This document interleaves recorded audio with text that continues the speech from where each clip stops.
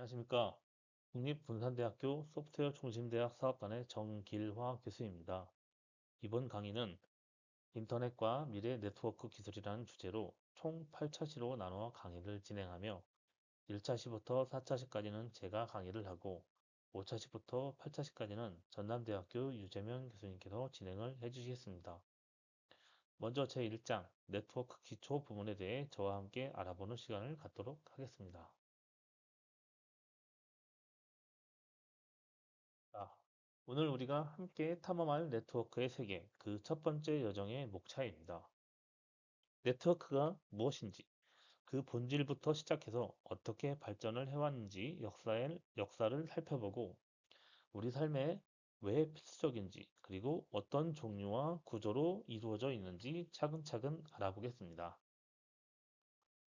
마지막으로는 네트워크의 성능을 평가하는 기준과 보안의 기초까지 핵심만 알차게 담았습니다.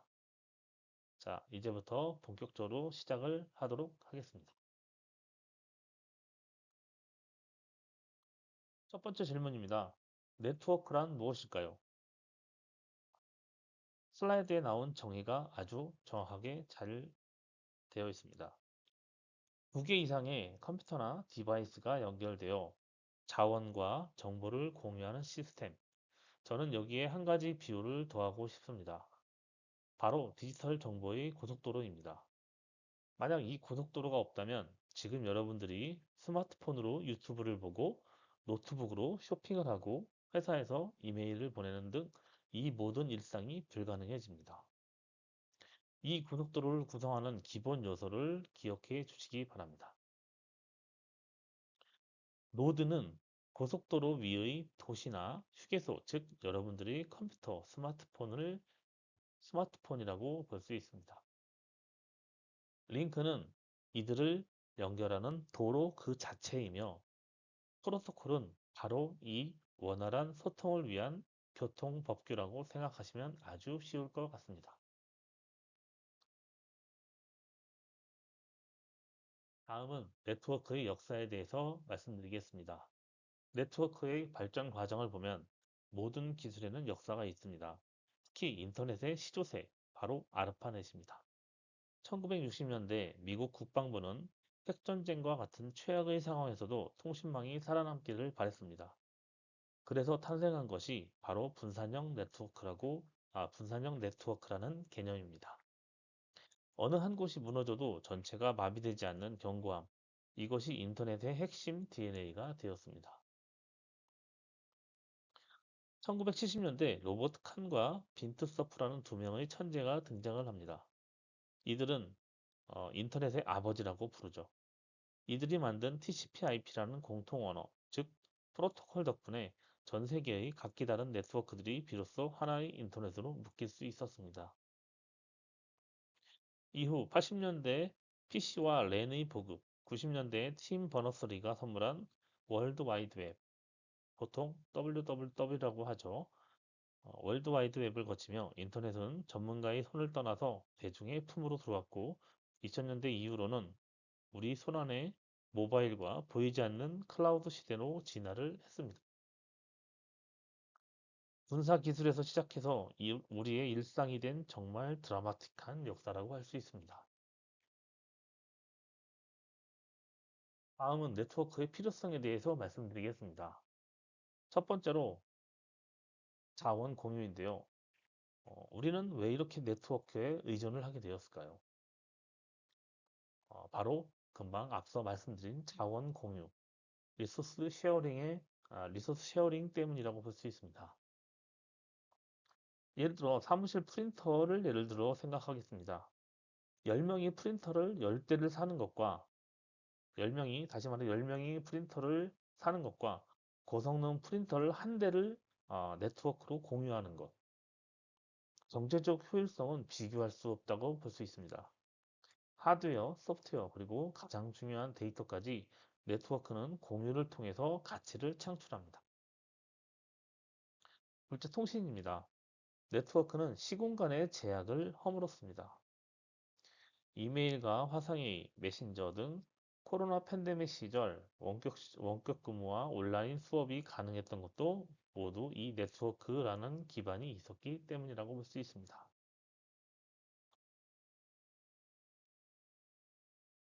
다음은 정보 접근입니다. 월드와이드 웹은 전 세계를 하나의 거대한 도서관으로 만들었습니다.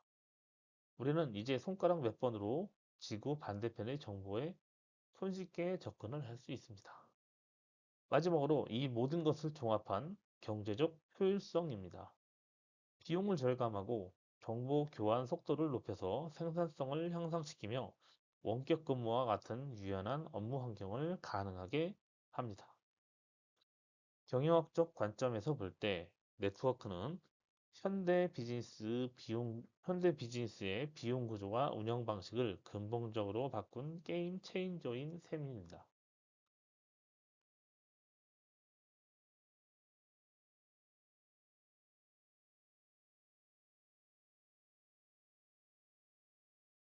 다음은 네트워크의 분류에 대해 말씀드리겠습니다.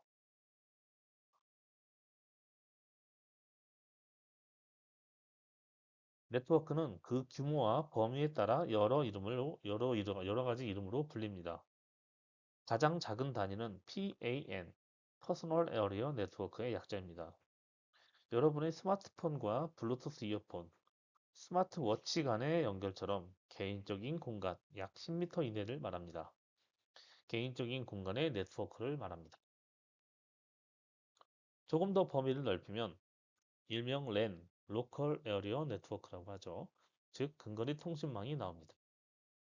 사무실과 학교, 가정집처럼 한 건물이나 캠퍼스 내에서 사용되는 네트워크로 우리가 가장 흔하게 접하는 와이파이나 이더넷, 유선 랜이 여기에 해당한다고 볼 수 있습니다. 속도가 빠르고 안정적인 것이 특징입니다.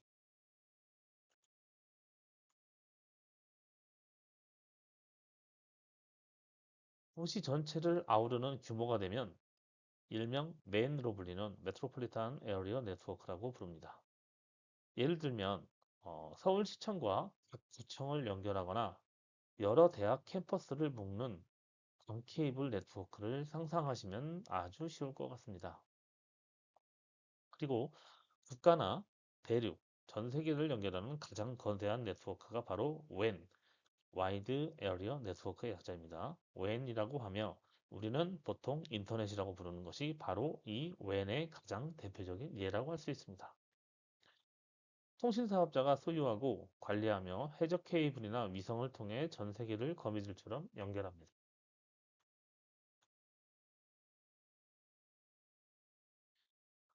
다음은 네트워크 토폴로지에 대해 말씀드리겠습니다. 토폴로지는 네트워크의 연결 구조 또는 지도라고 할 수 있습니다. 컴퓨터들이 어떤 모양으로 연결되어 있는지를 보여주는 것입니다. 버스 토폴로지는 가장 심플한 단순한 형태로 모든 컴퓨터가 하나의 긴 케이블, 버스 타입이죠. 긴 케이블에 옹기종기 붙어 있는 구조를 말합니다. 이는 설치가 쉽고 비용이 저렴하지만 이 중앙 케이블에 문제가 생기면 모든 컴퓨터가 통신 불능에 빠지는 치명적인 단점이 있습니다. 초창기 이더넷에서 사용된 방식입니다. 스타 토폴로지는 현재 가장 널리 쓰이는 구조입니다. 중앙에 허브나 스위치 같은 장비를 두고 모든 컴퓨터가 이 중앙 컴퓨터의 별처럼 연결이 됩니다. 한 컴퓨터에 문제가 생겨도 다른 컴퓨터에 영향을 주지 않아서 안정적이고 관리가 편리합니다. 다만 중앙 장비가 고장나면 전체 네트워크가 마비되는 단점이 있습니다.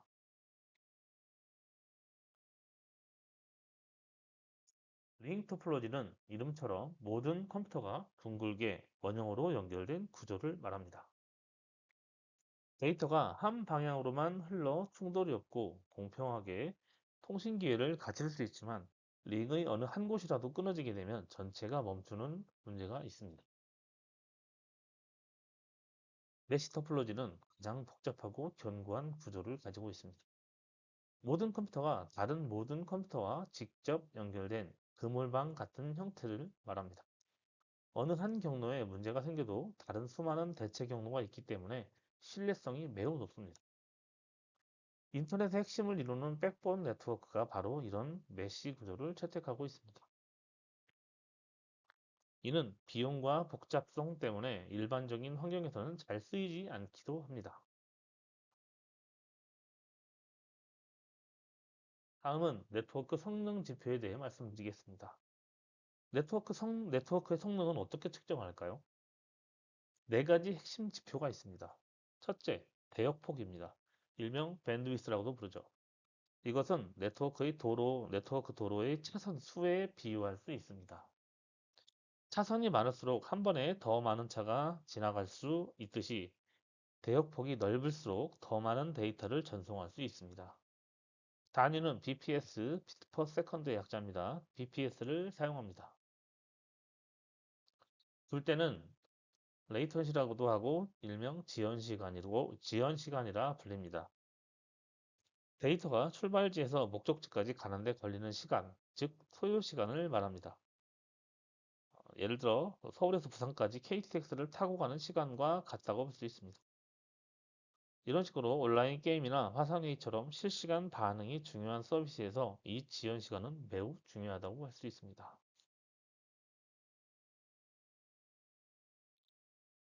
세 번째는 처리량입니다. 대역폭이 이론적인 최대 속도, 도로의 제한 속도라면 처리량은 실제 전송되는 데이터의 양, 실제 교통량이라고 비유할 수 있습니다. 도로에 차가 많아 막히면 속도가 느려지듯 네트워크가 혼잡하면 실제 처리량은 대역폭보다 낮아집니다. 네 번째로 패킷 손실률입니다. 이는 데이터를 작은 꾸러미, 패킷으로 나눠서 보내는데 이 중 일부가 중간에 사라지는 비율을 말합니다. 예를 들면 택배가 배송 중에 분실되는 것과 같다고 볼 수 있습니다. 패킷 손실이 많아지면 동영상이나 음성이 끊기는 현상이 발생하기도 합니다.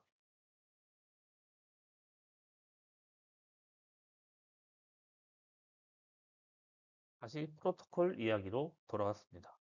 프로토콜은 통신의 규칙 또는 언어라고 말씀을 드렸습니다. 이 규칙에는 세 가지 요소가 있습니다. 구문, 신텍스라고 하죠. 데이터의 형식을 말하고, 즉 문법입니다. 의미, 의미는 각 데이터가 무엇을 뜻하는지, 즉 단어의 의미를 말합니다. 타이밍은 언제 데이터를 주고받을지에 대한 대화의 순서를 말합니다. 우리가 보통 웹서핑을 할 때 쓰이는 프로토콜은 HTTP, 그리고 이메일을 보낼 때 쓰는 프로토콜은 SMTP, 그리고 파일을 전송할 때 쓸 때는 FTP를 모든 네트워크 활동은 정해진 프로토콜 위에서 이루어진다고 볼 수 있습니다.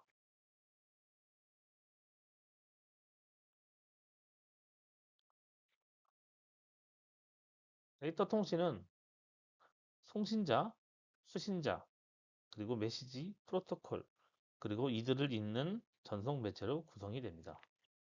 전송 방향에 따라서 세 가지로 나뉘는데 단방향은 어, 라디오 방송처럼 한쪽으로만 정보가 흐릅니다. 반이중은 반이중 방식은 무전기처럼 양쪽에서 모두 말을 할 수 있지만 동시에 말을 할 수는 없습니다. 그리고 전이중, 푸얼 디플렉스라고 하는데 이 전이중 방식은 전화 통화처럼 양쪽이 동시에 말을 할 수 있고 들을 수 있는 방식을 말합니다. 현재 우리가 사용하는 대부분의 통신은 전이중 방식이라고 볼 수 있습니다. 다음은 아날로그와 디지털 신호입니다. 우리 목소리 같은 자연의 신호는 아날로그 신호입니다. 부드러운 곡선처럼 연속적인 값을 갖죠. 하지만 잡음에 약하고 변형되기 쉽다는 단점이 있습니다.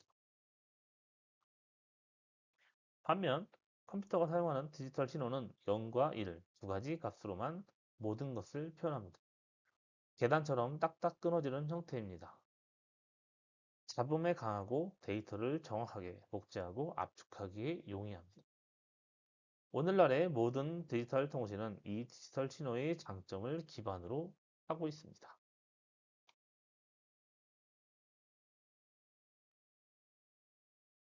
다음은 데이터 인코딩과 변조에 대해서 말씀을 드리겠습니다.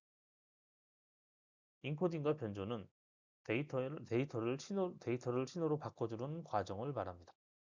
쉽게 말해 컴퓨터의 언어, 0과 1을 말하죠. 컴퓨터의 언어를 전선이나 공기를 통해 날아갈 수 있는 형태로 번역하는 작업을 말합니다. 컴퓨터의 디지털 데이터를 아날로그 신호, 즉 전파 같은 걸로 바꾸는 것을 변조라고 합니다.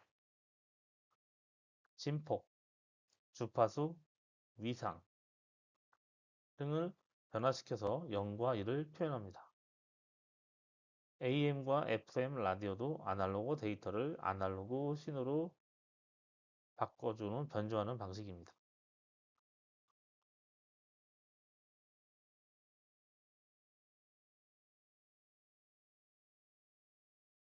데이터는 전송 중에 여러 가지 잡음으로 인해 오류가 발생할 수 있습니다.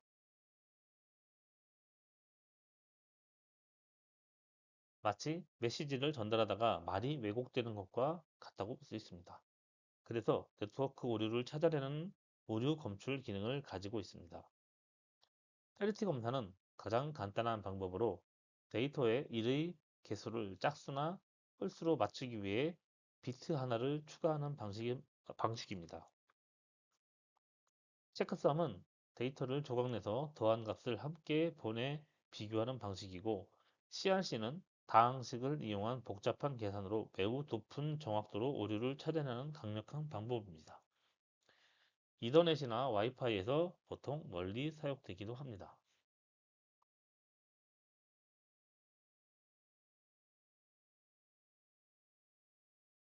오류를 찾아냈다면 고쳐야겠죠. 오류 정령 방법에는 크게 두 가지가 있습니다. ARQ, 자동 재전송 요구라고 하는데, 방금 보낸 데이터에 오류가 있으니 다시 보내줘 라는 요청하는 방식입니다. Stop and wait, go back and selective repeat 등 다양한 재전송 전략이 있습니다.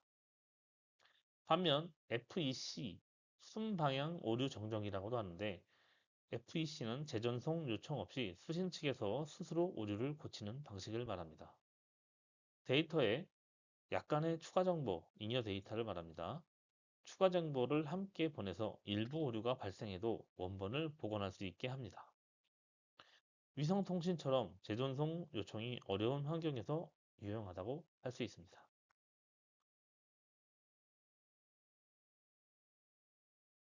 다음은 다중화 기술, 멀티플렉싱 기술에 대해서 말씀드리겠습니다. 멀티플렉싱은 하나의 고속도로 전송 매체의 여러 대의 차, 일명 사용자라 볼 수 있겠죠. 여러 대의 사용자가 함께 쓸 수 있도록 하는 기술을 말합니다. 자원을 효율적으로 사용하기 위한 핵심 기술이라고 할 수 있습니다. 다음은 주파수 분할 다중화, FDM이라고도 하죠. 주파수 분할 다중화는 라디오 방송처럼 채널마다 다른 주파수를 할당하는 방식을 말합니다. 시분할 다중화, TDM은 시간이 아주 짧은 단위를 쪼개서 여러 사용자가 번갈아 가며 사용하는 방식을 말합니다. 디지털 전화 시스템이 이 방식을 사용하고 있습니다.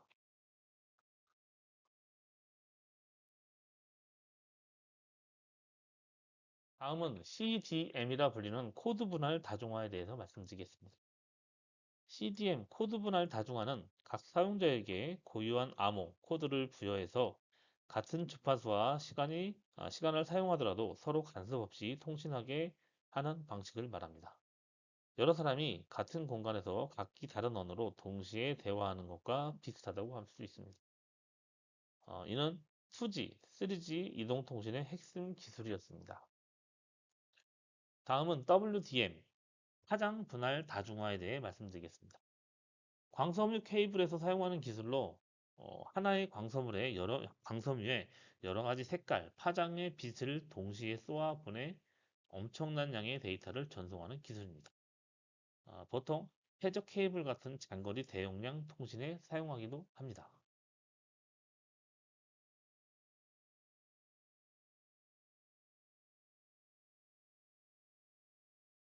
네트워크는 편리하지만 항상 위협에 노출되어 있습니다.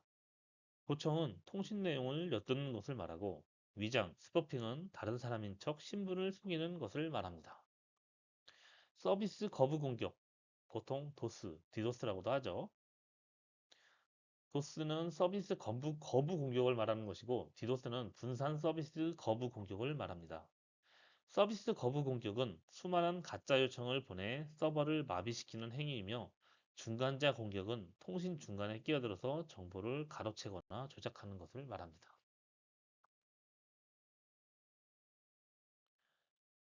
이러한 위협에 맞서기 위해서는 방패가 필요합니다. 암호화.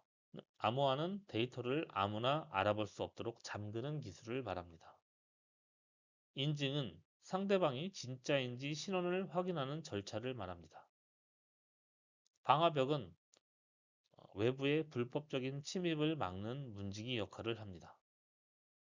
VPN은 공용 인터넷망 위에 암호화된 터널을 안전하게 만들어서 통신할 수 있도록 하는 가상 사설망 기술을 말합니다.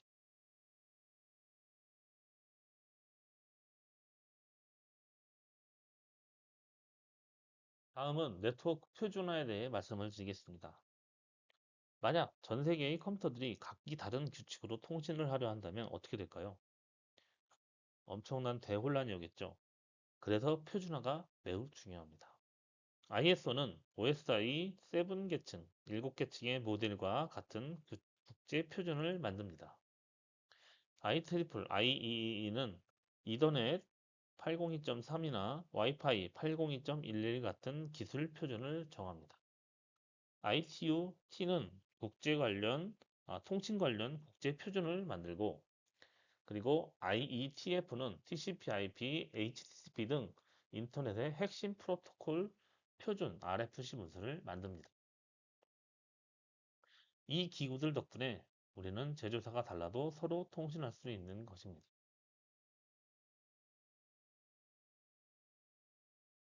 다음은 네트워크 관리에 대해 말씀을 드리겠습니다. 거대한 네트워크를 안정적으로 운영하려면 체계적인 관리가 필수라고 할 수 있습니다.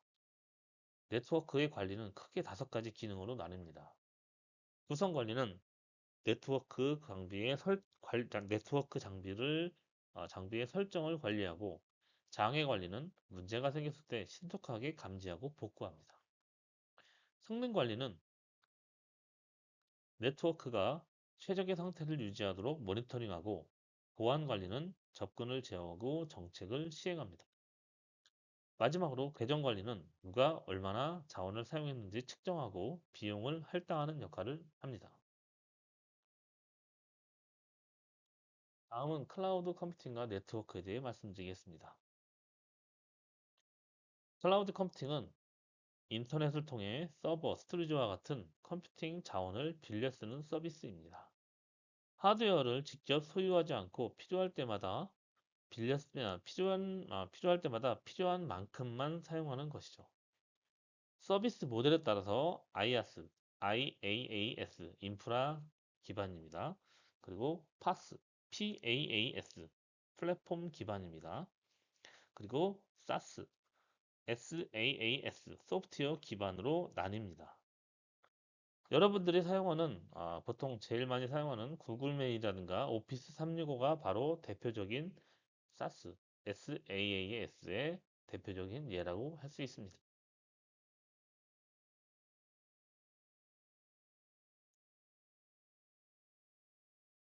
다음은 클라우드 배포 모델에 대해 말씀드리겠습니다.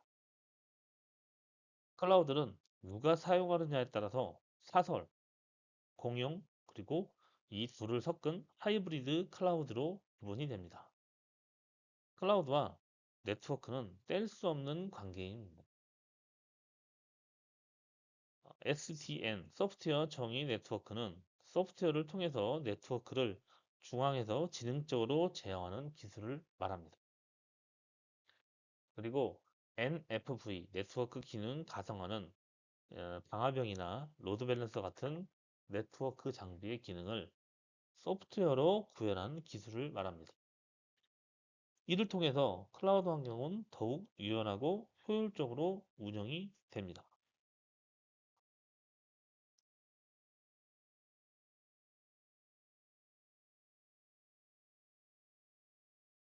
다음은 IoT와 네트워크에 대해 말씀을 드리겠습니다.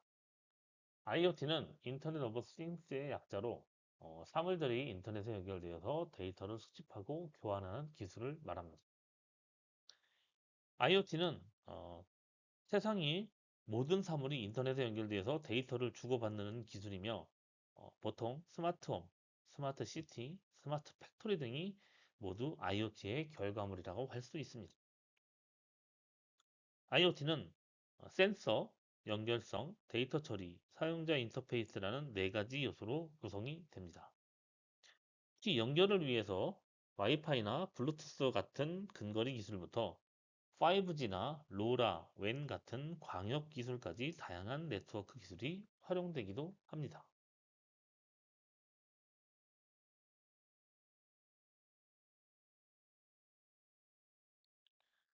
다음은 5G와 미래 네트워크에 대해 말씀드리겠습니다. 미래 네트워크의 핵심 5G는 세 가지 놀라운 특징을 가지고 있습니다. 초고속은 4G보다 기존의 4G보다 20배 빠른 속도로 8K 영상이나 VR, AR 같은 콘텐츠를 끊김없이 즐기게 해줍니다. 초저지연은 1ms 이하의 거의 실시간에 가까운 반응 속도로 자율주행차나 원격 수술을 가능하게 합니다. 대규모 연결은 1제곱킬로미터 안에 1제곱킬로미터 안에 100만 개, 100만 개 이상의 기기를 연결할 수 있어야 진정한 사물 인터넷 시세를 열어줄 것입니다.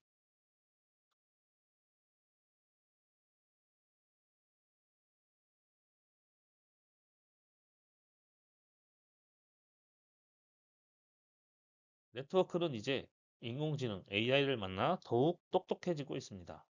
AI는 네트워크를 스스로 구성하고 성능을 최적화하며 장애가 발생하면 스스로 치유하는 자동화된 운영을 가능하게 합니다. 또한 트래픽 패턴을 예측하여 막히는 길을 미리 피하게 해주고 비정상적인 트래픽을 감지하여 보안 위협에 실시간으로 대응을 하게 됩니다. 다음은 네트워크 모니터링과 분석에 대해 말씀드리겠습니다. 네트워크의 안정적인 운영을 위해서는 지속적인 모니터링과 분석이 꼭 필요합니다. 건강을 위해서 정기 검진을 받듯 네트워크도 안정적인 운영을 위해서는 지속적인 모니터링과 분석이 반드시 필요합니다. 대역폭 사용률, 지연 시간, 패킷 손실률 같은 성능 지표를 꾸준히 확인하고 서비스가 중단되지 않고 얼마나 오래 정상 작동하는지를 가용성을 측정합니다. 또한 트래픽이나 침입 시도 같은 보안 상태를 항상 감시해야 하기도 합니다.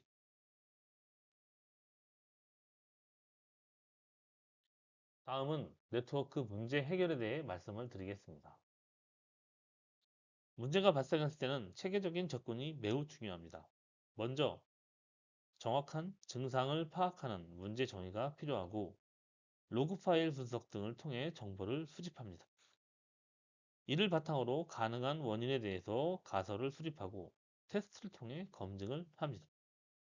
원인이 밝혀지면 해결책을 구현하고 다시는 같은 문제가 발생하지 않도록 재발 방지 대책까지 마련을 해야 합니다. 이것이 바로 전문가의 문제 해결 프로세스이기도 합니다. 지금 화면에 보시는 것처럼 장표에서 체계적인 문제 해결 접근법을 보면 첫 번째 문제 정의, 이 부분에서 증상을 파악해서 증상을 정확히 파악하는 게 중요하겠죠. 그리고 영향 범위 확인, 어디까지 범위가 영향을 미치고 범위가 어디까지인지, 그리고 발생한 시점이 언제인지를 조사하는 것을 말합니다. 두 번째는 정보 수집. 보통 로그 파일 분석을 통해서 모니터링 데이터를 확인하고 사용자 인터뷰를 통해 정보를 수집합니다. 세 번째는 가설 수립인데 가능한 원인을 하나씩 유추해서 나열해보고 이에 대해서 우선순위, 어떤 우선순위 가능성이 높은지 우선순위를 설정해 봅니다. 또한 검증 방법 계획을 세워서 진행을 해봅니다. 네 번째는 테스트 및 검증입니다. 이는 단계별로 테스트를 진행하고 결과를 기록하고 가설을 수정해서 업데이트 보완을 합니다. 다섯 번째는 해결책 구현입니다. 임시 해결책을 적용해보고 근본적인 원인을 제거하고 재발 방지 대책을 세워서 네트워크에 대한 문제 해결을 하는 것을 말합니다. 자, 오늘 우리는 네트워크라는 거대한 세계의 문을 열고 그 기본적인 개념들을 살펴보았습니다. 네트워크의 정의와 역사부터 종류, 구조, 성능, 보안, 그리고 미래 기술을 통한까지 핵심적인 내용들을 훑어보았습니다.